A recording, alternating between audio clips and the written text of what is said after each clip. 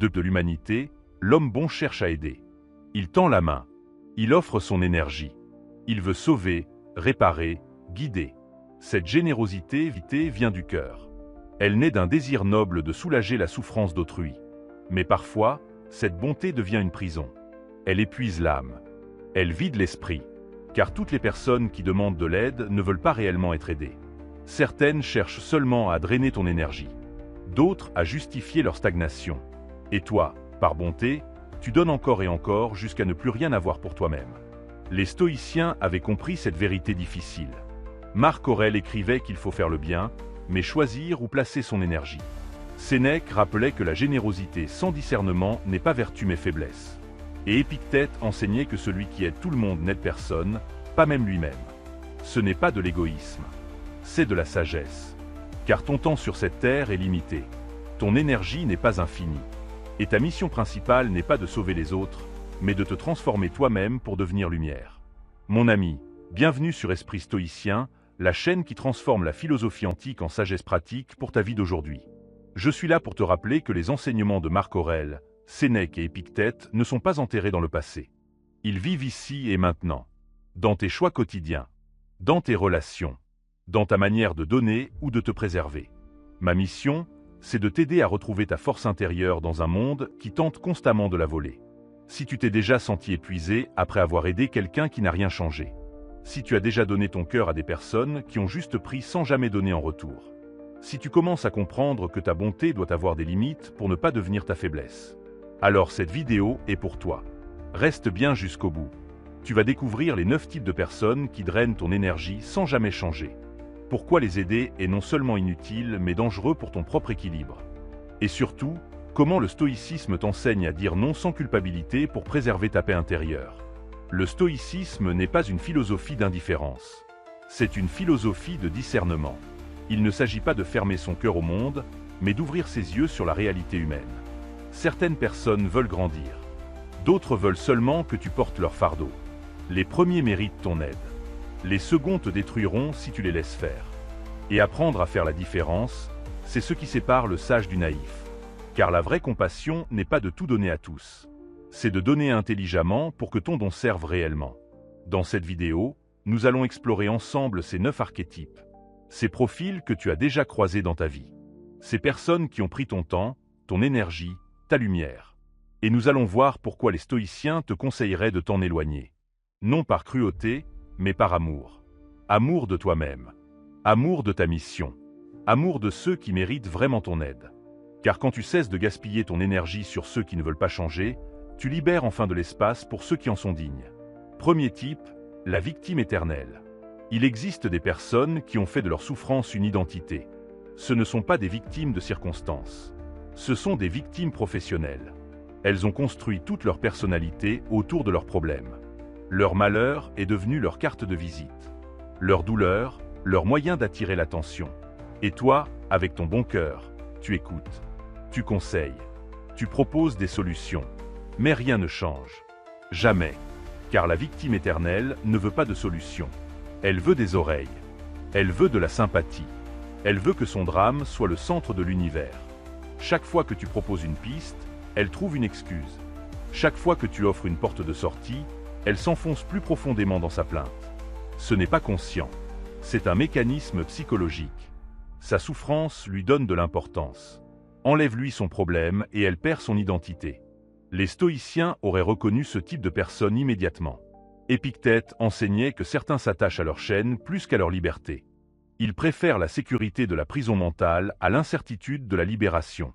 Marc Aurèle écrivait qu'il ne faut pas perdre son temps avec ceux qui se complaisent dans leur misère. Non par dureté, mais parce que ton énergie est sacrée. Elle doit servir la vie, pas nourrir la stagnation. Quand tu aides une victime éternelle, tu deviens complice de sa prison. Tu valides son refus de prendre responsabilité. Tu confirmes son récit selon lequel le monde est contre elle et qu'elle est impuissante. Mais la vérité stoïcienne, c'est que personne n'est impuissant. Même dans les pires situations, nous gardons le pouvoir de choisir notre attitude. C'est ce qu'Épictète appelait la liberté intérieure. Cette liberté, la victime éternelle la refuse. Et toi, tu ne peux pas l'imposer. Alors que faire face à ces personnes? Le stoïcien te dirait ceci. Écoute une fois. Propose des solutions concrètes. Si rien ne change après plusieurs tentatives, retire-toi. Sans colère, sans jugement, simplement avec la conscience claire que ton aide ne sert à rien ici. Que cette personne a besoin d'un réveil interne que toi seul ne peux provoquer. Et que rester, c'est te sacrifier pour rien. Ton silence n'est pas cruel. Il est lucide. Parfois, le plus grand service que tu peux rendre à quelqu'un, c'est de cesser de cautionner son théâtre. De ne plus être le public de son drame. Car tant qu'elle a des spectateurs, la victime éternelle continuera son spectacle. Mais quand le public part, elle est forcée de se confronter à elle-même. Et peut-être, seulement peut-être, elle commencera à chercher réellement une issue. Ta compassion ne doit pas devenir ta faiblesse. Sénèque disait qu'aider celui qui refuse l'aide, c'est jeter de l'eau dans un panier percé. Tu peux donner toute l'eau du monde, elle s'échappera toujours. Garde ton eau pour les terres fertiles. Pour ceux qui veulent vraiment changer. Car c'est là que ton aide portera des fruits. C'est là que ta générosité aura du sens. Deuxième type, le manipulateur émotionnel. Certaines personnes ont transformé l'aide en arme. Elles savent exactement quel bouton appuyer pour que tu te sentes obligé de donner.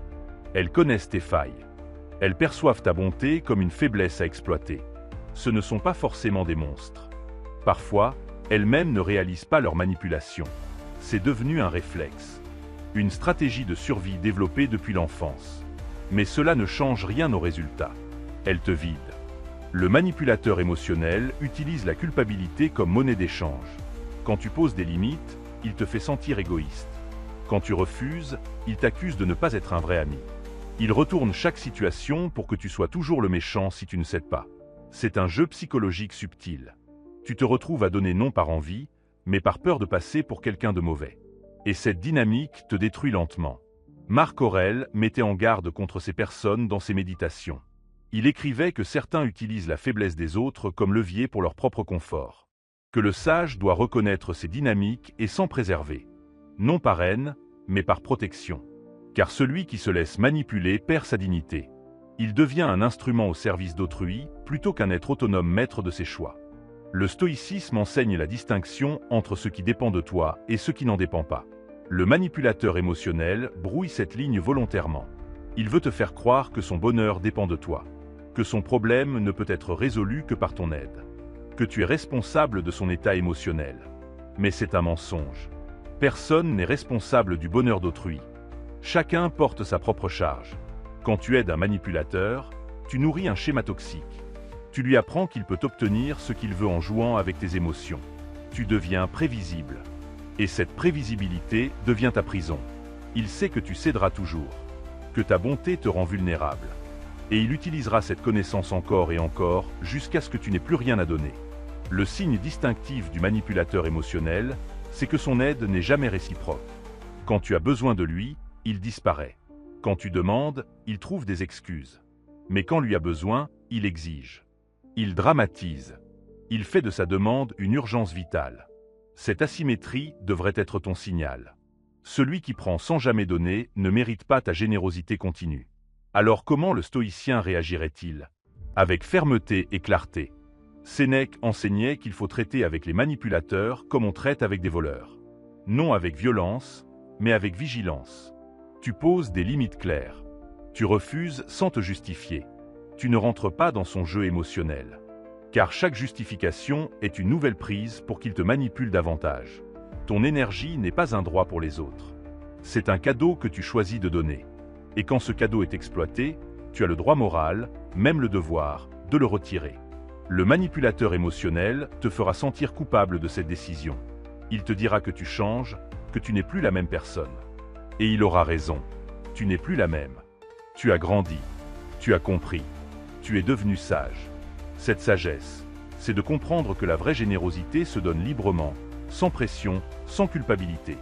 Que l'aide donnée sous contrainte émotionnelle n'est plus de l'aide, c'est de la soumission. Et le stoïcien ne se soumet à personne. Il choisit ses engagements. Il honore ses vrais amis. Mais il ne se laisse pas asservir par ceux qui voient sa bonté comme une faiblesse à exploiter. Car celui qui protège son énergie, protège sa capacité à faire réellement du bien dans ce monde. Troisième type, l'ingrat chronique. Il y a des gens pour qui tout est dû. Tu peux donner 1000 fois. Ils n'en retiendront qu'une seule fois où tu n'étais pas disponible. Tu peux sacrifier ton temps, ton énergie, ton confort. Ils considéreront cela comme normal. L'ingrat chronique ne voit jamais ce que tu fais. Il ne voit que ce que tu ne fais pas. Ton aide n'est jamais suffisante. Ta présence n'est jamais assez. Et ton absence, elle, est toujours trop remarquée. Ce type de personne vit dans une comptabilité perpétuelle où tu es toujours en dette. Peu importe combien tu donnes, ce n'est jamais à la hauteur de ses attentes. Il a développé un sens de l'entitlement, un sentiment que le monde lui doit quelque chose. Et toi, dans sa vision, tu es un distributeur automatique de ressources. Pas un être humain avec ses propres limites. Juste un moyen pour satisfaire ses besoins. Les stoïciens avaient une vision claire sur l'ingratitude. Sénèque y a même consacré un traité entier, des bienfaits. Il y explique que l'ingratitude est l'un des plus grands maux de l'humanité. Non pas parce qu'elle blesse celui qui donne, mais parce qu'elle empoisonne celui qui reçoit. L'ingrat se prive lui-même de la joie de recevoir. Il transforme chaque cadeau en transaction, chaque geste de générosité en calcul. Mais Sénèque ne conseille pas pour autant de continuer à aider l'ingrat. Au contraire, il dit que le sage doit donner à ceux qui peuvent recevoir avec gratitude. Car la gratitude complète le cycle du don. Elle transforme l'acte de générosité en quelque chose de sacré. Sans elle, le don est stérile. C'est une énergie jetée dans le vide. Et le sage préserve son énergie pour les échanges fertiles. Quand tu aides un ingrat chronique, tu t'épuises sans nourrir. Tu donnes sans jamais recevoir la reconnaissance qui valide ton geste. Et cette absence de validation crée un déséquilibre. Ce n'est pas que tu aides pour être remercié. Mais la gratitude est le signe que ton aide est reçue consciemment. Qu'elle a de la valeur. Qu'elle compte. Sans ce retour, tu deviens un simple outil. Utilisé et oublié. Le stoïcien comprend que la vraie gratitude n'est pas dans les mots. Ce n'est pas un « merci » mécanique. C'est une conscience. Une reconnaissance profonde de la valeur de ce qui est donné. L'ingrat n'a pas cette conscience. Il prend tout comme si c'était son dû. Il ne mesure pas la valeur du temps que tu lui offres. Il ne réalise pas le sacrifice que représente ton aide. Et cette cécité le rend indigne de ta générosité continue. Marc Aurèle écrivait dans ses méditations qu'il ne faut pas attendre la gratitude des autres. Que le sage donne pour l'acte lui-même, non pour la reconnaissance. C'est vrai. Mais Marc Aurèle faisait aussi la distinction entre donner librement et se laisser exploiter. Donner à l'ingrat n'est pas de la vertu. C'est de la naïveté. Car tu entretiens son aveuglement. Tu lui confirmes qu'il peut tout recevoir sans rien apprécier. Alors comment traiter avec l'ingrat chronique? Le stoïcien te dirait ceci. Retire ton aide progressivement. Observe sa réaction. S'il ne remarque même pas ton absence, c'est qu'il ne t'a jamais vraiment vu. Tu n'étais qu'un service parmi d'autres. Dans ce cas, libère-toi sans regret. Ta générosité mérite mieux. Elle mérite d'être accueillie, honorée, reconnue. Non pas par vanité, mais par respect du don lui-même. Ta bonté n'a pas besoin d'applaudissements, mais elle a besoin de terre fertile. L'ingrat est une terre stérile. Rien ne pousse dans son cœur. Alors garde tes graines pour ceux qui savent cultiver. Pour ceux qui transforment ton aide en croissance. Pour ceux qui se souviennent, qui apprécient, qui grandissent grâce à ce que tu offres. C'est là que ta générosité prend tout son sens. C'est là qu'elle devient vraiment utile. Quatrième type, le consommateur de conseils.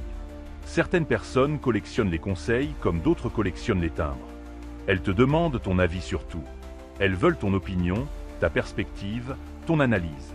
Tu passes des heures à réfléchir pour elles. Tu leur offres ta sagesse, ton expérience, ta vision. Et puis elles font exactement l'inverse de ce que tu as dit. Ou pire encore, elles ne font rien du tout. Elles ont juste consommé ton temps et ton énergie comme un divertissement. Le consommateur de conseils ne cherche pas vraiment d'aide. Il cherche du contenu. De la conversation. De l'attention. Il aime parler de ses problèmes, explorer les solutions, imaginer les changements possibles. Mais il ne veut pas réellement changer. Car changer implique l'inconfort. L'effort. Le risque. Alors il reste dans la zone de réflexion perpétuelle. Il discute. Il analyse.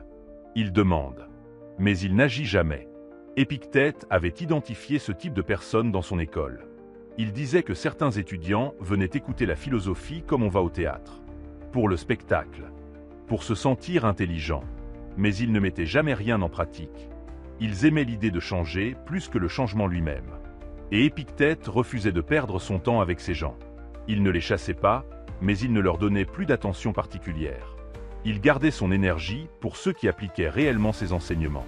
Le piège avec le consommateur de conseils, c'est qu'il te fait sentir utile. Il te demande ton avis avec tant de sincérité. Il écoute avec tant d'attention. Il te donne l'impression d'être sage, important, précieux. Mais c'est une illusion. Il consomme ta sagesse sans la digérer. Il absorbe tes mots sans les transformer en action. Et toi, tu continues à donner, croyant que cette fois sera différente. Le stoïcisme enseigne que la philosophie n'a de valeur que dans l'action. Sénèque répétait sans cesse que les mots sans acte sont vides. Que la sagesse qui ne change pas la vie n'est pas de la sagesse, c'est du bavardage. Le consommateur de conseils vit dans le bavardage. Il aime discuter de vertu sans devenir vertueux. Il aime parler de changement sans changer. Et chaque conversation avec lui est une énergie gaspillée. Comment reconnaître ce type de personne? C'est simple. Observe le pattern. Est-ce qu'elle revient avec les mêmes problèmes semaine après semaine? Est-ce qu'elle demande des conseils mais ne les applique jamais? Est-ce qu'elle trouve toujours des excuses pour ne pas agir? Si la réponse est oui 3 fois, tu as affaire à un consommateur. Pas à quelqu'un qui veut réellement changer. Le stoïcien ne juge pas ce type de personne. Il comprend que chacun avance à son rythme. Que certains ont besoin de plus de temps avant de passer à l'action. Mais il ne se sacrifie pas pour autant. Il pose des limites. Il dit « Je t'ai déjà donné ma perspective sur ce sujet. Maintenant, c'est à toi d'agir. Si tu reviens avec le même problème sans avoir rien tenté, je ne pourrai plus t'aider. » Cette limite n'est pas cruelle. Elle est saine. Car ta sagesse a de la valeur. Ton temps a de la valeur. Ton énergie a de la valeur. Et les donner à quelqu'un qui les consomme sans rien en faire, c'est manquer de respect à toi-même. Le vrai conseiller n'est pas celui qui donne des conseils à l'infini. C'est celui qui sait quand arrêter. Qui comprend que trop conseiller quelqu'un qui n'applique rien crée une dépendance malsaine. La personne devient accro à l'écoute sans jamais développer son autonomie. Marc Aurèle écrivait qu'il faut aider les autres à devenir indépendants, non dépendants. Que le vrai service n'est pas de résoudre les problèmes d'autrui, mais de leur apprendre à résoudre leurs propres problèmes. Le consommateur de conseils refuse cette indépendance. Il préfère revenir sans cesse pour une nouvelle dose de sagesse externe. Et tant que tu nourris ce pattern, tu l'empêches de grandir. Parfois, le retrait de ton aide est le meilleur conseil que tu puisses donner. Car il force l'autre à se tenir debout seul. 5e type, le vampire énergétique. Il existe des personnes qui aspirent ta lumière. Elles ne demandent rien de précis. Elles ne réclament pas d'aide concrète. Mais après chaque interaction avec elles, tu te sens vidé. Epwes. Comme si on t'avait volé quelque chose d'essentiel. Ce sont les vampires énergétiques. Ils se nourrissent de ton énergie vitale sans même s'en rendre compte. Leur simple présence draine ta force. Leur conversation absorbe ta paix. Et après les avoir vus, tu as besoin de jours pour récupérer. Ces personnes vivent souvent dans un état de chaos émotionnel permanent. Elles passent d'une crise à l'autre, d'un drame à l'autre. Leur vie est une tempête constante. Et quand tu es près d'elles, tu es aspiré dans cette tempête. Elles ne te demandent pas nécessairement d'aide. Mais elles déversent leur négativité sur toi. Leurs plaintes, leurs peurs, leurs angoisses. Et toi, empathique par nature, tu absorbes tout cela. Tu deviens l'éponge de leurs tourments. Le vampire énergétique n'est pas forcément malveillant. Souvent, il ne réalise même pas son effet sur les autres. Il est tellement perdu dans son propre chaos qu'il ne voit pas qu'il contamine son entourage. Mais l'intention n'enlève rien aux conséquences. Que ce soit conscient ou non, le résultat est le même. Tu te sens épuisé, décentré, vidé de ta substance. Les stoïciens comprenaient profondément l'importance de protéger son énergie intérieure. Marc Aurèle commençait ses journées en se rappelant qu'il rencontrerait des gens difficiles, des manipulateurs, des ingrats, des personnes toxiques. Mais il se préparait mentalement à ne pas les laisser troubler sa paix. Il construisait une forteresse intérieure que rien ne pouvait pénétrer. Cette forteresse, c'est ce que nous devons bâtir face aux vampires énergétiques. La difficulté avec ce type de personne, c'est que le lien émotionnel peut être fort. Ce peut être un membre de ta famille, un ami d'enfance, quelqu'un que tu aimes sincèrement. Mais l'amour ne justifie pas le sacrifice de ta santé mentale. Tu peux aimer quelqu'un et reconnaître qu'il est toxique pour toi.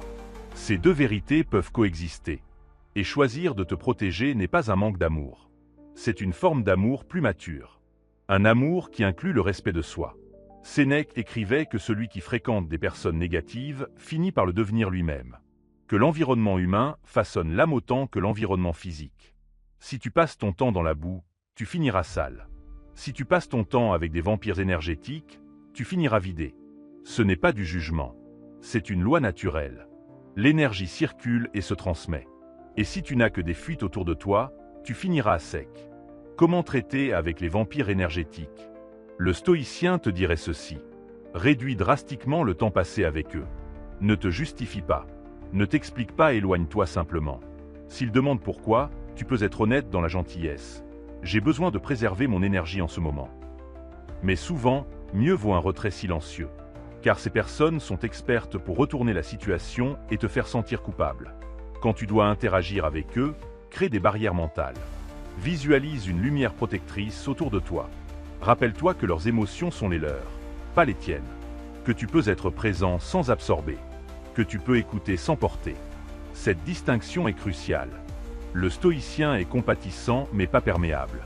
Il ressent l'empathie mais ne se laisse pas contaminer par les émotions d'autrui.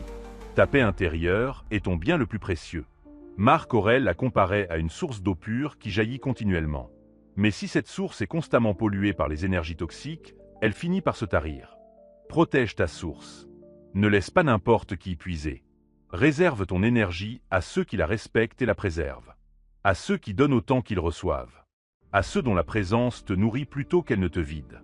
Le vampire énergétique continuera son chemin. Avec ou sans toi. Il trouvera d'autres sources. C'est son pattern.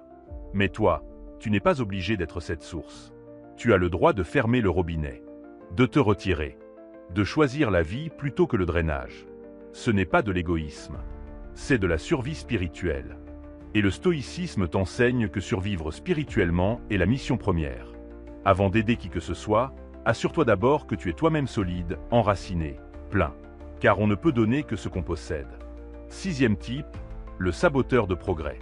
Certaines personnes te demandent de l'aide pour avancer, mais inconsciemment, elles sabotent chaque progrès. Elles font un pas en avant, puis 3 en arrière. Elles commencent le changement, puis trouvent 1000 raisons d'abandonner. Ce ne sont pas des paresseux. Ce ne sont pas des lâches. Ce sont des gens prisonniers de leurs propres peurs. Et ces peurs sont plus fortes que leur désir de changement.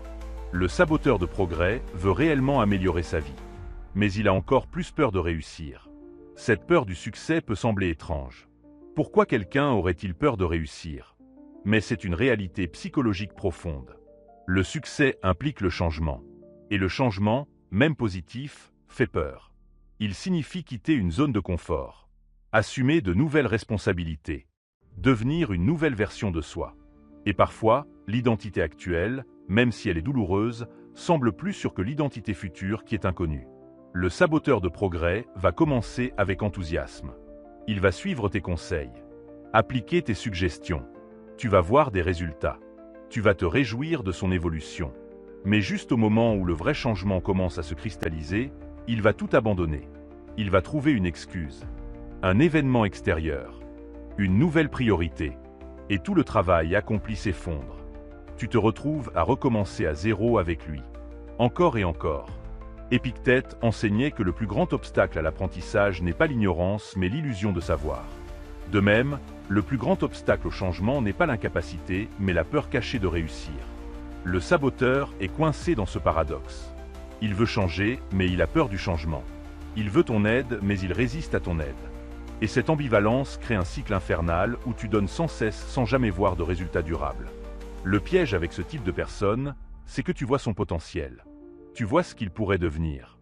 Tu vois les possibilités qui s'ouvrent à lui. Et cette vision te pousse à continuer d'aider. Tu te dis, encore un peu, encore un effort. Cette fois sera la bonne. Mais le potentiel n'est rien sans l'action soutenue. Et le saboteur ne peut pas maintenir l'action. Ces mécanismes internes de sabotage sont plus forts que sa volonté consciente. Marc Aurèle écrivait qu'on ne peut pas forcer quelqu'un à grandir. Que chacun doit accepter de son plein gré le travail intérieur. Que le changement imposé de l'extérieur ne dure jamais. Il faut une décision profonde, un engagement total de la personne elle-même. Le saboteur n'a pas pris cette décision. Il en a l'illusion. Mais au fond, une partie de lui résiste encore. Et tant que cette résistance existe, ton aide est vaine. Alors comment traiter avec le saboteur de progrès? Le stoïcien te dirait, ne deviens pas plus investi dans sa transformation que lui-même ne l'est. C'est la règle d'or. Si tu veux sa réussite plus qu'il ne la veut, tu es dans une dynamique malsaine. Tu portes son poids à sa place. Et cela ne sert personne. Lui reste passif, sachant que tu compenseras ses abandons. Et toi tu t'épuises à vouloir pousser quelqu'un qui ne veut pas vraiment avancer. La vraie aide pour un saboteur, c'est la confrontation douce mais ferme. Il faut lui dire « Je vois que tu sabotes tes progrès. Je ne sais pas pourquoi. Peut-être as-tu des peurs que tu n'as pas explorées. Mais je ne peux pas continuer à t'aider si tu détruis systématiquement le travail qu'on fait ensemble. Quand tu seras vraiment prêt, reviens. Mais pour l'instant, je me retire. » Ce n'est pas cruel. C'est lucide. Le saboteur a besoin d'un électrochoc. Il a besoin de se retrouver face aux conséquences de son auto-sabotage. Tant que quelqu'un est là pour le rattraper, pour le relancer, pour le remotiver, il ne touchera jamais le fond qui pourrait déclencher un vrai réveil. Ton retrait n'est donc pas un abandon. C'est peut-être le début de sa vraie transformation. Car parfois, la solitude face à nos propres échecs est le seul professeur qui nous enseigne réellement. Sénèque disait qu'on ne peut pas aider celui qui ne veut pas s'aider lui-même. Que la première condition de l'aide, c'est la volonté de recevoir. Le saboteur pense qu'il veut être aidé. Mais ses actes prouvent le contraire. Et les actes sont toujours la vérité. Les mots mentent. Les intentions trompent. Mais les comportements répétés révèlent la réalité. Si quelqu'un sabote systématiquement son progrès malgré ton aide, c'est qu'il n'est pas prêt. Et tu dois respecter ce fait, même si cela te fait mal de le voir stagner. 7e type, le dépendant affectif. Il y a des personnes qui ne veulent pas ton aide. Elles veulent ta présence constante. Elles ne cherchent pas de solution. Elles cherchent quelqu'un pour remplir leur vide intérieur.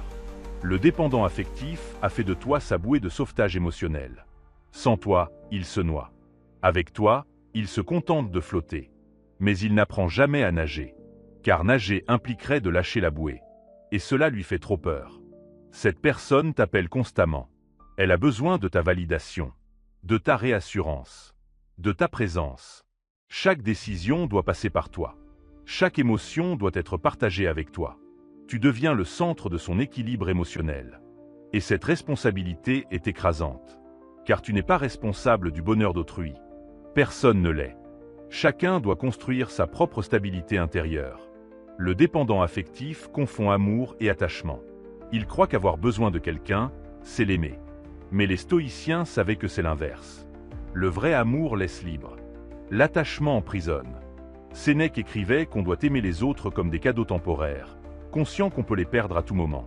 Cette conscience crée une appréciation profonde mais sans dépendance. Le dépendant affectif refuse cette conscience. Il s'accroche. Il possède. Il étouffe.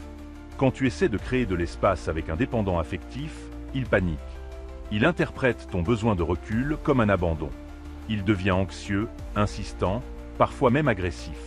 Car ton retrait menace son équilibre précaire. Et plutôt que de construire sa propre force, il préfère t'accuser de l'abandonner. C'est un mécanisme de défense. Mais c'est aussi une manipulation, consciente ou non. Le danger avec ce type de personne, c'est que tu te sens responsable. Tu te dis, si je m'éloigne, il va s'effondrer. Si je ne réponds pas, il va souffrir. Et cette culpabilité te garde prisonnier. Mais réfléchis un instant. Est-ce sain qu'une personne adulte dépende à ce point de toi? Est-ce juste pour toi de porter ce poids? Et surtout, est-ce vraiment l'aider que de maintenir cette dépendance? Épictète enseignait que chacun doit apprendre à se suffire à soi-même.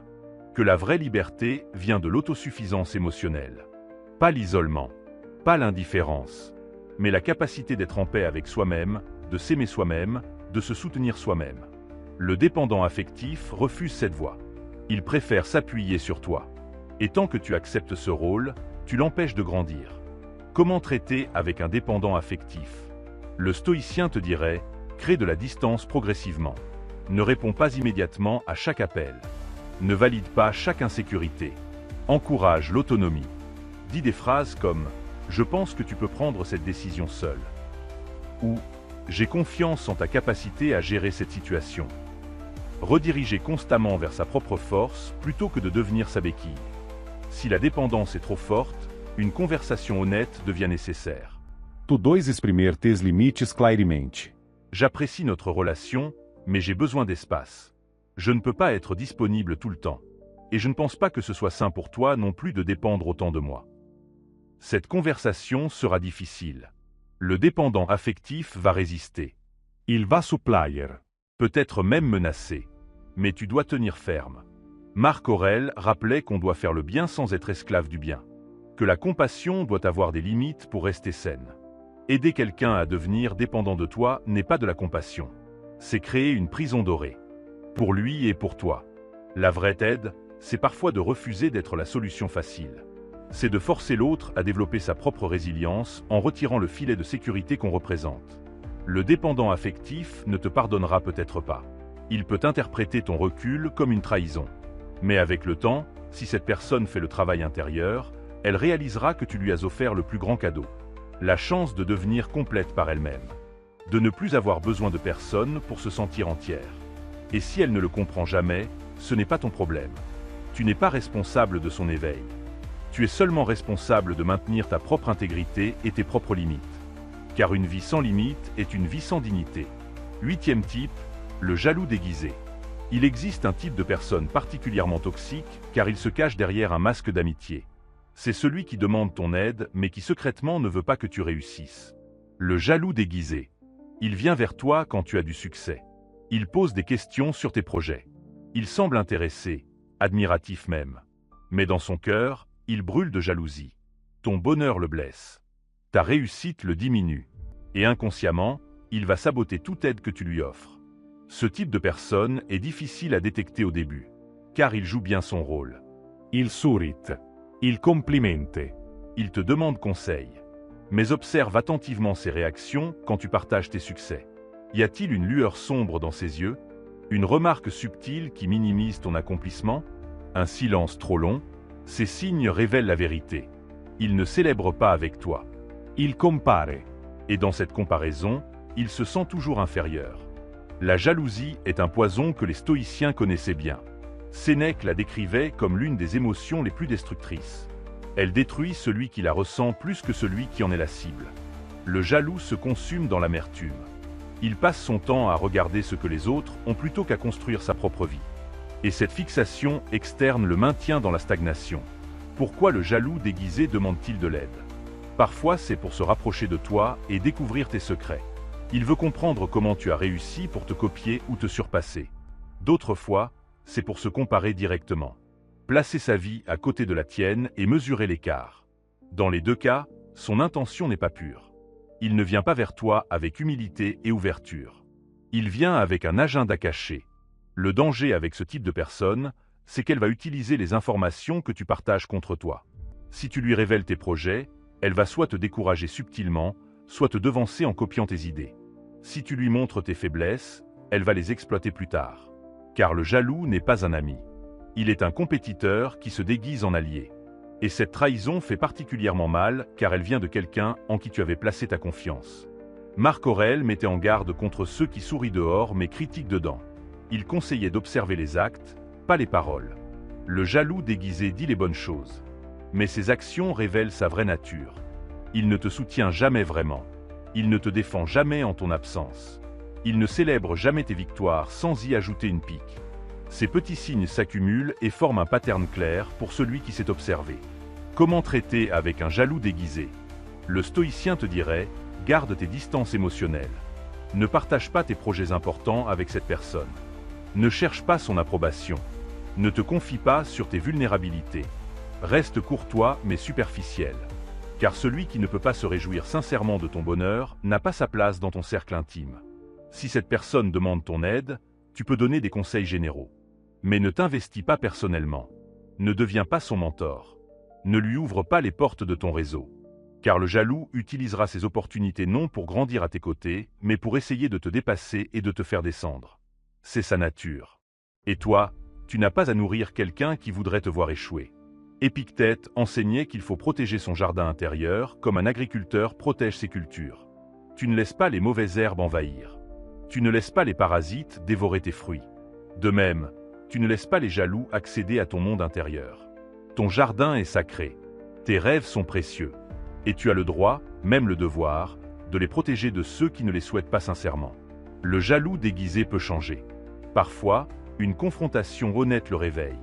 Si tu sens que cette personne a de la valeur, mais qu'elle est simplement perdue dans la comparaison, tu peux lui dire « Je sens que tu me compares à toi ». Cela crée une distance entre nous. Je souhaite ton succès autant que le mien. mais je ne peux pas t'aider si tu ne célèbres pas sincèrement mes victoires. Cette honnêteté peut créer un déclic, ou elle peut créer une rupture définitive. Dans les deux cas, au moins tu sauras à qui tu as affaire. La réalité, c'est que beaucoup de gens sont prisonniers de la comparaison. Dans un monde de réseaux sociaux et de compétition constante, la jalousie est devenue épidémique. Mais toi, en tant que stoïcien, tu refuses de participer à ce jeu. Tu sais que la seule personne avec qui tu dois te comparer, c'est celui que tu étais hier. Que le succès des autres n'enlève rien au tien. Que l'abondance n'est pas limitée et que nous pouvons tous réussir ensemble. Cette sagesse te protège de la jalousie et te permet de t'entourer uniquement de ceux qui partagent cette vision. Car la vraie tribu, ce n'est pas celle qui te flatte. C'est celle qui se réjouit réellement quand tu brilles. 9e type, l'éternel procrastinateur.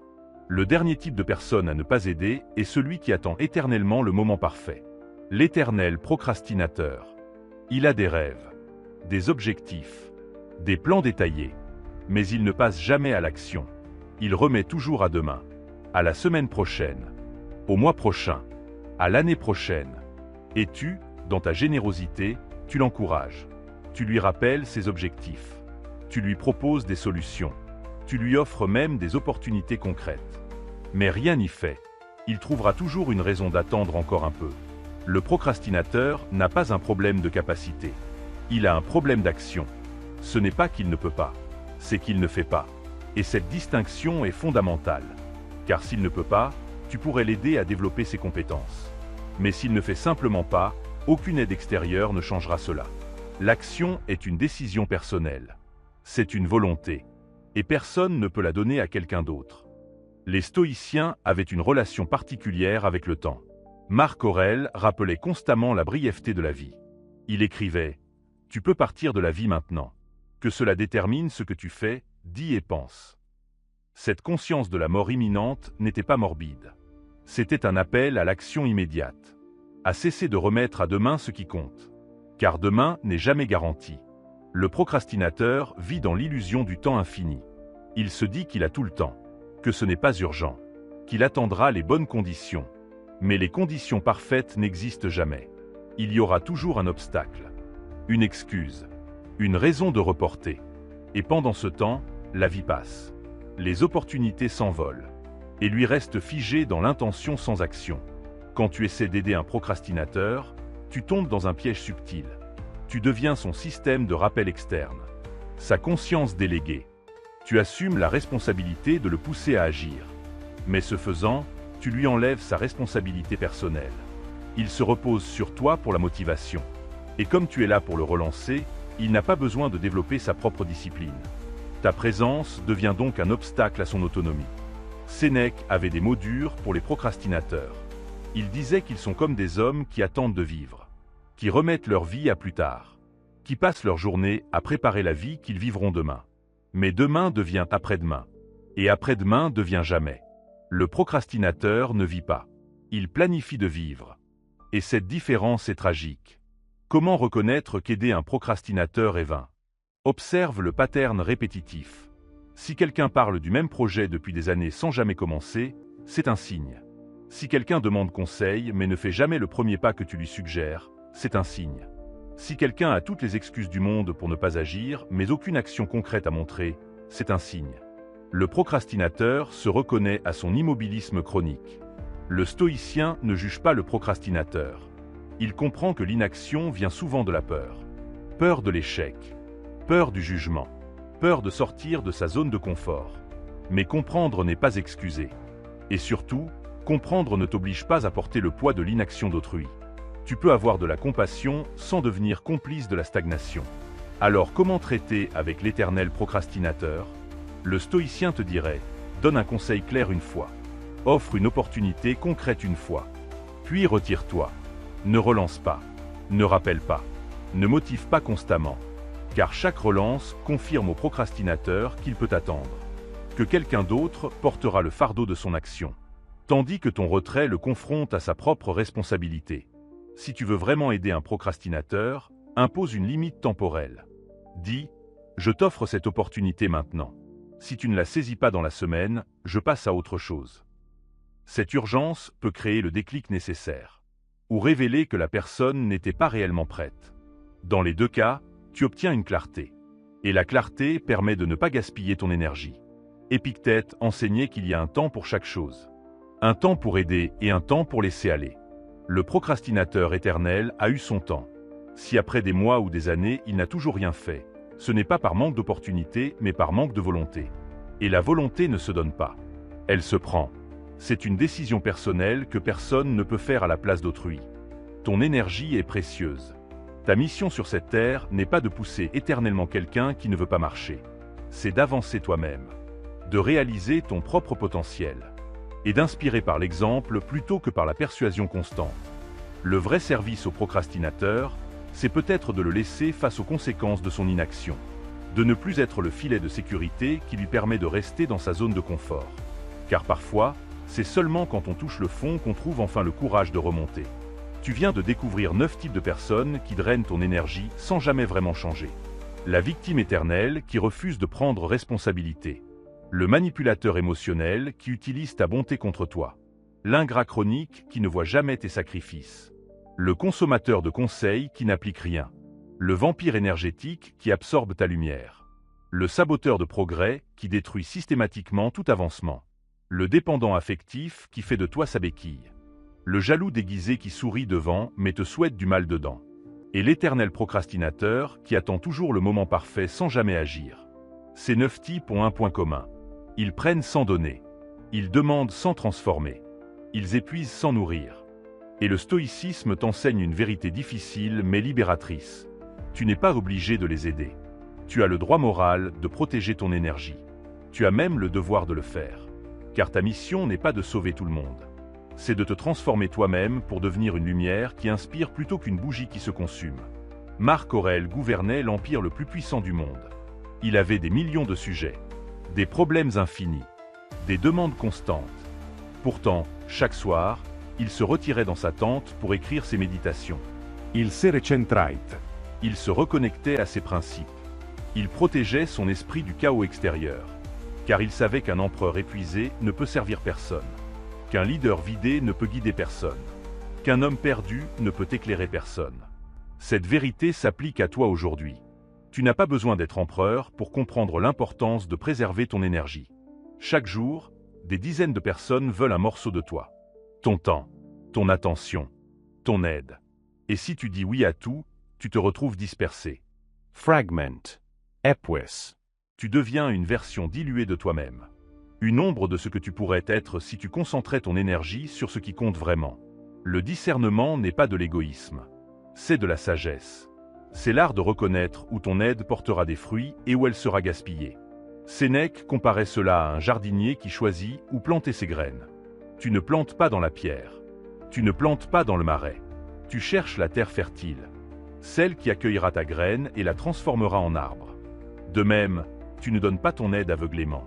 Tu la diriges vers ceux qui peuvent la recevoir, la transformer et grandir grâce à elle. Comment développer ce discernement? En observant les patterns, en écoutant les actions plutôt que les paroles, en remarquant si la personne applique ce que tu suggères ou si elle revient constamment avec les mêmes problèmes, en sentant si ton énergie après l'interaction est plus haute ou plus basse. Ces signes ne mentent jamais. Ton corps sait, ton intuition sait. C'est ton mental qui doute, qui se sent coupable, qui cherche à justifier la continuation d'une aide inutile. Le stoïcisme t'enseigne à écouter ta raison plutôt que ta culpabilité. La culpabilité est souvent un outil de manipulation. Soit quelqu'un d'autre te la fait ressentir pour que tu continues à donner. Soit tu te l'imposes par conditionnement social. On t'a appris que la bonté signifie tout donner à tous. Que refuser d'aider est cruel. Mais c'est un mensonge. La vraie bonté est intelligente. Elle sait dire oui aux bonnes personnes et non aux mauvaises. Elle protège sa capacité à faire le bien en ne se vidant pas sur ceux qui en sont indignes. Épictète était un ancien esclave. Il connaissait l'importance de la liberté mieux que quiconque. Et il enseignait que la pire forme d'esclavage n'est pas physique. C'est émotionnel. C'est quand tu deviens prisonnier des attentes d'autrui. Quand tu ne peux plus dire non par peur de décevoir. Quand ta vie n'est plus la tienne, mais un service constant aux demandes des autres. Cette forme d'esclavage est subtile. Elle se déguise en gentillesse. Mais elle te détruit aussi sûrement que des chaînes de fer. Alors comment te libérer? En posant des limites claires. En disant non sans te justifier. en comprenant que tu n'es pas responsable du bonheur de tous, que chacun porte son propre fardeau, et que ton rôle n'est pas de porter les fardeaux d'autrui, mais de leur montrer comment les porter eux-mêmes. Le vrai service n'est pas de résoudre les problèmes des autres, c'est de leur apprendre à résoudre leurs propres problèmes. Cette distinction change tout. Au lieu d'être un sauveur épuisé, tu deviens un guide inspirant. Au lieu de donner le poisson, tu enseignes à pêcher. Et si quelqu'un refuse d'apprendre, tu continues ton chemin. Car ton énergie est limitée. Ton temps est compté.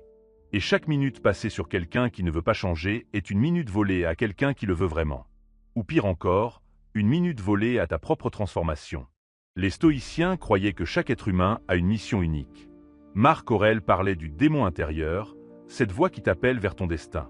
Sénèque écrivait sur la nécessité de vivre en accord avec sa nature profonde. Épictète enseignait que chacun a un rôle à jouer dans l'ordre cosmique. Et tous s'accordaient sur un point. Tu ne peux accomplir ta mission si tu es constamment détourné par ceux qui refusent d'accomplir la leur. Ta mission n'est pas floue. Tu la sens dans ton cœur. C'est ce qui te fait vibrer quand tu y penses. Ce qui te donne de l'énergie plutôt que de t'en enlever. Ce qui te fait sentir aligné, utile, vivant. Mais cette mission demande du temps. De la concentration. De l'énergie. Et si tu gaspilles tout cela sur les 9 types de personnes que nous avons explorés, ta mission restera un rêve. Tu mourras avec ton chant encore coincé dans la gorge. C'est peut-être la plus grande tragédie. Non pas la mort elle-même, mais de mourir sans avoir vécu sa vérité, sans avoir réalisé son potentiel, sans avoir offert au monde le cadeau unique que toi seul pouvais apporter. Les stoïciens t'exhortent à ne pas laisser cela arriver, à protéger ta mission comme le bien le plus sacré, à dire non à tout ce qui t'en éloigne, à te concentrer impitoyablement sur ce qui compte vraiment. Impitoyablement. Ce mot peut sembler dur, mais la vie est courte. Le temps file, et les distractions sont infinies. Si tu n'es pas impitoyable dans la protection de ton temps et de ton énergie, ils te seront volés. Par les vampires énergétiques, par les victimes éternelles, par tous ceux qui vivent dans le chaos et veulent Y entraîner. Le sage construit des murs autour de son jardin, non par haine du monde, mais par amour de ce qu'il cultive. Ces murs ne sont pas d'hostilité, ils sont de discernement. Tu restes aimant, Compatissant. ouvert, mais sélectif. Tu choisis consciemment où placer ton attention, à qui donner ton temps, pour qui faire des efforts. Et cette sélectivité n'est pas cruelle, elle est nécessaire. Car l'alternative, c'est de te disperser tellement que tu n'es plus efficace nulle part. Ni pour toi, ni pour personne. Le stoïcisme t'enseigne aussi la paix avec les conséquences. Quand tu retires ton aide de quelqu'un, il peut réagir mal. Il peut te traiter d'égoïste. De méchant. De changé. Laisse-le. Ces accusations n'ont de pouvoir que si tu y crois. Si tu sais dans ton cœur que tu as agi avec intégrité, que tu as donné ta chance, que tu t'es retiré par sagesse et non par malice, alors leur jugement n'a aucune importance. Marc Aurèle disait que l'opinion des autres est comme le vent. Elle souffle et change constamment. Seule ton opinion de toi-même doit compter. Cette paix intérieure face au jugement est une libération. Imagine ne plus avoir peur de décevoir. Ne plus te sentir obligé de justifier tes choix. Ne plus porter la culpabilité d'avoir dit non. C'est la liberté stoïcienne. Et elle commence le jour où tu comprends que tu n'es responsable que de tes intentions et de tes actions. Pas des réactions d'autrui. Pas de leurs émotions. Pas de leur incapacité à comprendre tes limites. Certains diront que cette philosophie est égoïste, qu'elle manque de cœur, qu'elle va à l'encontre des valeurs de compassion et d'entraide. Mais c'est une incompréhension profonde. Le stoïcisme ne prêche pas l'indifférence. Il prêche l'efficacité de la compassion. Il dit, si tu veux vraiment aider, sois stratégique. Ne gaspille pas ton aide sur ceux qui ne peuvent pas la recevoir. Concentre-la sur ceux qui en feront quelque chose. Ainsi, ton impact sera maximal. Ainsi, ta générosité servira vraiment. De plus, il y a quelque chose de profondément compatissant dans le fait de laisser les gens faire face aux conséquences de leurs choix. Quand tu sauves constamment quelqu'un de lui-même, tu l'infantilises. Tu lui enleves sa dignité. Tu lui dis implicitement qu'il n'est pas capable de gérer sa vie. Mais quand tu te retires, quand tu le laisses tomber et se relever seul, tu lui offres la possibilité de découvrir sa force. De grandir. De devenir autonome. C'est un cadeau difficile à donner. Mais parfois, c'est le plus précieux. Alors oui, ils peuvent t'accuser d'égoïsme. Mais toi, tu sauras. Tu sauras que ton retrait vient d'un lieu de sagesse. que tu ne fuis pas par peur ou par lâcheté, que tu choisis simplement de ne plus être complice de leur stagnation, et que ce choix, aussi douloureux soit-il, est peut-être la chose la plus aimante que tu puisses faire. Car l'amour véritable n'est pas de tout tolérer. C'est de vouloir le meilleur pour l'autre, même quand cela implique de ne plus être présent. Les stoïciens vivaient dans un monde complexe. Rome était un empire immense avec des millions de citoyens. Des intrigues politiques, des trahisons, des manipulations. Marc Aurèle, Sénèque et Épictète ont tous navigué dans ces eaux troubles. Ils ont rencontré chacun des 9 types que nous avons décrits. Et leur sagesse est née de cette expérience. Ce ne sont pas des théories abstraites. Ce sont des leçons apprises dans le feu de la vie réelle. Et ils te disent ceci aujourd'hui, à travers les siècles. Protège-toi. Choisis bien. Ne donne pas ton cœur à ceux qui le piétinent. Ne donne pas ton temps à ceux qui le gaspillent. Ne donne pas ton énergie à ceux qui la drainent. Car tu as une mission. Tu as un destin. Tu as quelque chose d'unique à accomplir dans ce monde. Et tu ne peux le faire que si tu restes fort. Center. Plein. Cette force ne vient pas de l'accumulation. Elle vient de l'élimination. Tu n'as pas besoin de plus dans ta vie. Tu as besoin de moins. Moins de personnes toxiques. Moins de relations épuisantes. Moins d'obligations sans sens. Quand tu enlèves ce qui te draine, ce qui reste brille plus fort. Ta vraie famille. Tes vrais amis. Tes vraies passions. Ton vrai moi. Le stoïcisme est une philosophie de soustraction. Sénèque écrivait qu'on devrait vivre avec peu pour vivre bien. Pas par austérité, mais par clarté. Quand tu as moins, tu apprécies plus. Quand tu donnes moins souvent, chaque don devient précieux. Quand tu choisis tes batailles, chaque bataille compte vraiment. C'est l'art de l'essentiel. De ne garder que ce qui nourrit l'âme et de laisser partir le reste sans regret. Alors aujourd'hui, je t'invite à faire cet exercice. Pense aux relations dans ta vie. Identifie celles qui te drainent. Celles où tu donnes constamment sans recevoir. Celles où tu te sens épuisé après chaque interaction. Celles où rien ne change malgré ton aide répétée. Ces relations, aussi difficiles que ce soit, doivent être réévaluées. Tu ne dois pas nécessairement les couper complètement. Mais tu dois poser des limites. Réduire le temps. Baisser l'investissement émotionnel. Et observe ce qui se passe. Certaines personnes respecteront tes limites. D'autres disparaîtront d'elles-mêmes. Les premières méritaient de rester. Les secondes confirmaient qu'elles n'étaient là que pour prendre. Cette clarification est douloureuse mais libératrice. Tu découvres qui sont tes vrais alliés. Ceux qui t'aiment pour qui tu es, pas pour ce que tu donnes. Et ces personnes-là, tu pourras les servir encore mieux, car tu ne seras plus vidé par toutes les autres. Le stoïcien vit dans le monde mais n'appartient pas au monde. Il est présent mais détaché. Il aime mais sans s'accrocher. Il aide mais sans se sacrifier. C'est un équilibre délicat. Une danse entre l'engagement et le détachement. Mais c'est cet équilibre qui crée la paix intérieure. Cette sérénité que rien ne peut troubler. Cette force que rien ne peut briser. Et tu mérites cette paix. Tu mérites cette force. Tu n'es pas sur cette terre pour souffrir au service d'autrui. Tu es ici pour t'élever. Pour grandir. Pour devenir la meilleure version de toi-même. Et en devenant cette version, tu inspires naturellement les autres à faire de même. Non par tes paroles. Non par tes conseils constants. Mais simplement par ton exemple. Par ta lumière. Par ta présence ancrée et paisible. Les 9 types de personnes que nous avons explorés continueront d'exister. Tu les rencontreras encore. Mais maintenant, tu les reconnais. Tu vois leurs patterns. Tu comprends leur dynamique. Et tu peux choisir consciemment comment interagir avec eux. Tu n'es plus aveugle. Tu n'es plus naïf. Tu es sage. Et cette sagesse te protège tout en te permettant de rester aimant. Car c'est cela le véritable accomplissement. Ne pas fermer son cœur par peur d'être blessé. Mais ouvrir ses yeux pour ne plus être exploité. Rester généreux mais pas naïf. Rester aimant mais pas dépendant. Rester présent mais pas envahi. C'est l'art de vivre que les stoïciens ont perfectionné. Et c'est cet art qu'ils t'offrent aujourd'hui, gratuitement, généreusement, éternellement. Alors mon ami, que feras-tu de cette sagesse? Vas-tu continuer à te sacrifier pour ceux qui ne le méritent pas? Ou vas-tu enfin te choisir? Vas-tu protéger ton énergie comme le trésor qu'elle est? Vas-tu dire non avec la même facilité que tu dis oui? Vas-tu comprendre que ta mission est trop importante pour être diluée dans l'aide constante à ceux qui refusent de céder eux-mêmes? Le choix t'appartient, comme toujours, car c'est là le cœur du stoïcisme.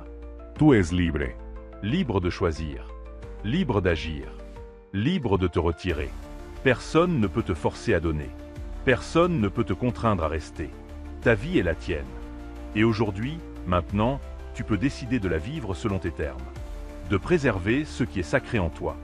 D'honorer ta mission en éliminant les distractions. De devenir enfin qui tu es vraiment censé être. Les stoïciens t'attendent de l'autre côté de ce choix. Dans ce lieu de paix intérieure où le chaos du monde ne t'atteint plus. Où les manipulations glissent sur toi comme l'eau sur une pierre. Où les drames des autres ne deviennent plus les tiens. C'est un lieu de force tranquille. Desahese silencieuse. De liberté absolue. Et tu peux y accéder aujourd'hui même. En disant simplement « Non, je ne t'aide plus ». Non par cruauté, mais par amour. Amour de moi-même. Amour de ma mission. Amour de ceux qui méritent vraiment mon temps.